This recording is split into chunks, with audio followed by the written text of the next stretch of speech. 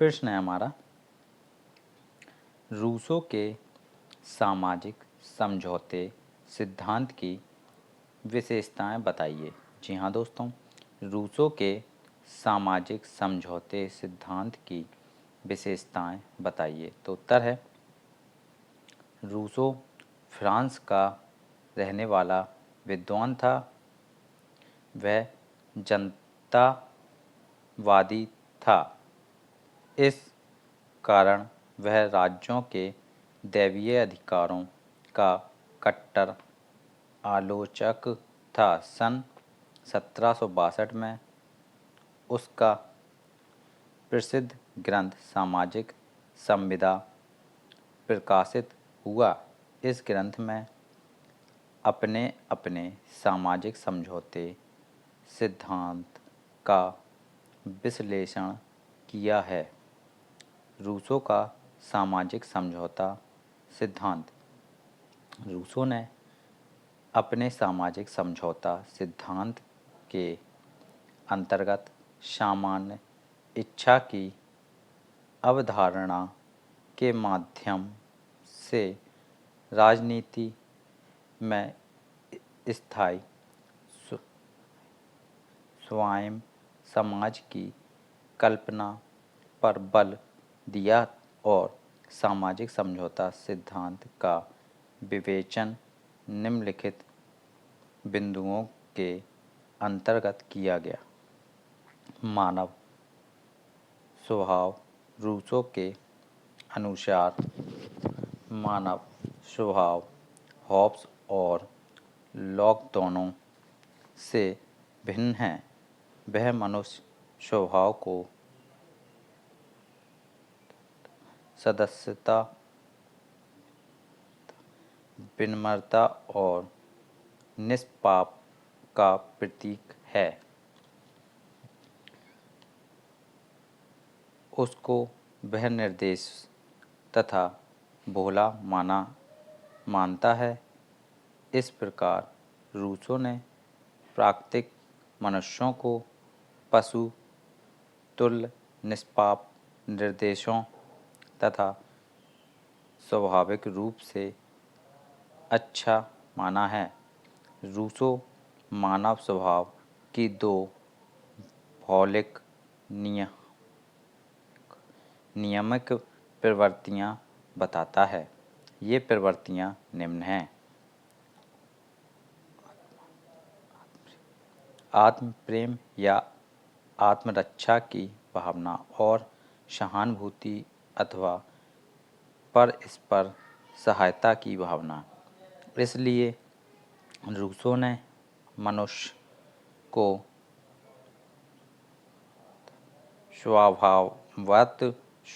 स्वभावत अच्छा माना है। प्राकृतिक अथवा रूसो के अनुसार मनुष्य प्राकृतिक अवस्था में प्रकृति की गोद में पशुवत एकाकी तथा स्वच्छ दानपूर्ण जीवन व्यक्ति करता था। इस अवस्था में वह स्वतंत्रता, संतुष्ट, निर्भय, सरल, शांत और सुखमय था। वह सही गलत, नैतिक अनैतिक, ऊंच नीच, तेरे मेरे के भेदभाव से अपरिचित था। वह निस्वार्थ संपत्ति और परिवार से रहित आदमी स्वर्ण युग की स्वर्गीय दशा में रहता था। वह जंगली होते हुए सज्जन, नेक व चरित्रवान था, अर्थात प्राकृतिक अथवा एक आदर्श बराबर अवस्था थी। समझौते का कारण। रूसो के अनुसार प्राकृतिक अवस्था की यह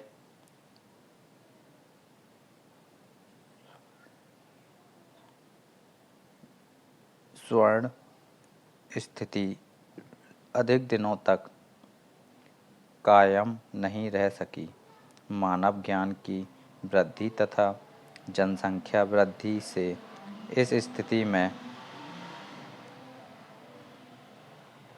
परिवर्तन आया। प्रश्न है अब हमारा, रूसो के समझौते का स्वरूप क्या है? रूसो के समझौते का स्वरूप क्या है? तो उत्तर है, रूसो का यह समझौता व्यक्ति के दो पक्षों के मध्य होता है, व्यक्तिगत पक्ष और सामाजिक पक्ष। व्यक्तिगत पक्ष के अनुसार प्रत्येक व्यक्ति व्यक्तिगत रूप से अपनी स्वतंत्रता, अधिकार और शक्ति समाज को अर्पित कर देता है। सामाजिक पक्ष में सभी व्यक्ति समाज के सदस्य होते हैं और समाज का सदस्य होने के नाते उन्हें समाज के माध्यम से पुनः प्राप्त कर लेते हैं। रूसो के शब्दों में व्यक्तियों ने समझौते की शर्तें को इस प्रकार व्यक्त किया है, हम में से प्रत्येक मनुष्य अपने व्यक्तिगत और अपनी सभी शक्तियों को अन्य सब के साथ संयुक्त सामान्य इच्छा के संयुक्त निर्देशन में रखते हैं और अपने सामूहिक रूप से प्रत्येक सदस्य को संपूर्ण संगठन के अखंड अंग के रूप में स्वीकार करते हैं। इस प्रकार हम समझौते द्वारा सामान्य इच्छा पर आधारित राज्य की स्थापना होती है। सामान्य इच्छा सदैव शुभ और कल्याणकारी होती है। सामान्य इच्छा के आदेशों का पालन करते हुए ही व्यक्ति राज्य में अपनी सच्ची स्वतंत्रता का उपभोग कर सकता है। राज्य का स्वरूप रूसो के सामाजिक समझौते द्वारा निर्मित राज्य को सामान्य इच्छा कहा जाता है। सभी व्यक्ति सामान्य इच्छा के अधीन होते हुए अपना कार्य करते हैं और प्रत्येक नागरिक का सामान्य इच्छा नमक संप्रभुता में एक भाग होता है। इस प्रकार रूसो द्वारा प्रतिपादित समझौते में शासन की सभी शक्तियां समूहित रूप से जनता के हाथों में आ जाती हैं। इस कारण प्रत्यक्ष प्रजातंत्र और जनप्रिय संप्रभुता की स्थापना होती है। रूसो के सामाजिक समझौते सिद्धांत की प्रमुख विशेषताएं निम्नलिखित हैं। रूसो के समझौते में सभी व्यक्ति अपने अधिकार और शक्तियां समाज को समर्पित कर देते हैं। रूसो ने सामाजिक समझौता व्यक्ति के ही दो पक्षों के बीच कराया है।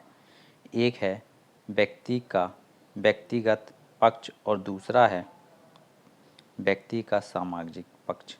इसमें व्यक्ति अपने व्यक्तिगत आधार को सामाजिक सामूहिक आधार में समूहित कर उसके एक अंग के रूप में अपनी व्यक्तिगतता को पुनः ग्रहण करता है। सामान्य इच्छा का निर्माण रूसो द्वारा प्रतिपादित समझौते सिद्धांत के सामान्य इच्छा का निर्माण होता है। यह सामान्य इच्छा सदैव न्याययुक्त और लोक कल्याणकारी होती है। शासन व्यवस्था की स्थापना नहीं। रूसों के समझौते से किसी सरकार की स्थापना नहीं होती, वरना उससे संपूर्ण प्रभुत्व संपन्न एक ऐसे समाज की स्थापना होती है जिसके संचालन का आधार समाज की सामान्य इच्छा होती है। अब प्रश्न है, रूसों के सामाजिक समझौते की आलोचना कीजिए। जी हाँ दोस्तों, रूसों के सामाजिक समझौते की आलोचना कीजिए। तो उत्तर है, रूसों के सामाजिक समझौता संबंधी विचारों की आलोचना निम्नलिखित है। पहला, रूसों का मानव स्वभाव संबंधी आदर्शात्मक विचार। रूसों का मानव स्वभाव संबंधी विचार काल्पनिक तथा आदर्शात्मक है। वह मनुष्य को सज्जन वृत्ति का मानता है, जबकि मनुष्य के स्वभाव में अच्छाई व बुराई दोनों ही पाई जाती है। प्राकृतिक अवस्था का चित्रण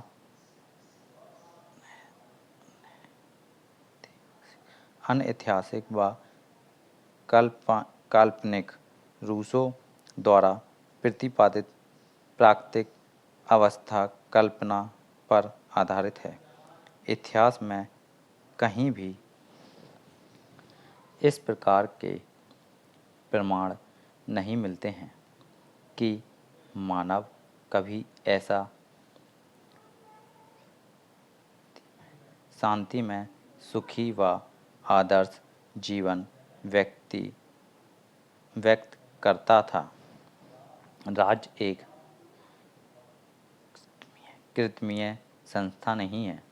समझौते द्वारा राज्य को एक कृत्रिम संस्था बताया गया है, लेकिन राज्य किसी समझौते का परिणाम ना होकर एक क्रमिक विकास का परिणाम है, जिसका शैन विकास हुआ है। समझौता विरोधाभासी है। रूसों के अनुसार समझौता व्यक्ति समूह और शासक के मध्य न होकर व्यक्ति के व्यक्तिक और सामाजिक पक्ष में के माध्यम होते हैं तथा समझौते द्वारा वह समाज का निर्माण करता है। लेकिन जब समझौते से पहले समाज ही नहीं था, तो व्यक्ति का सामाजिक पक्ष कहाँ से आया? यह स्थिति विरोधाभासी पूर्ण है। राज्य की निरंकुशता का समर्थक रूसों के समझौते से निर्मित सामान्य इच्छा को स्वैच्छाचारी बना देती है। सामान्य इच्छा की आड़ में शासन निरंकुश, अत्याचारी व अन्य को बढ़ावा देने वाला बन जाता है। व्यक्ति की स्थिति हास्यास्पद समझौते द्वारा व्यक्ति की स्थिति हास्यास्पद हो जाती है, क्योंकि वह शासक और शासित दोनों ही हो जाता है और वास्तव में वह ना शासक बन पाता है और ना नागरिक। मानव जाति की पतनोन्मुखता संबंधी विचार त्रुटि परक रूसो समझौते के कारणों में यह बताया है कि मानव समाज का निरंतर पतन हो रहा है, किंतु यह विचार त्रुटिपरक है।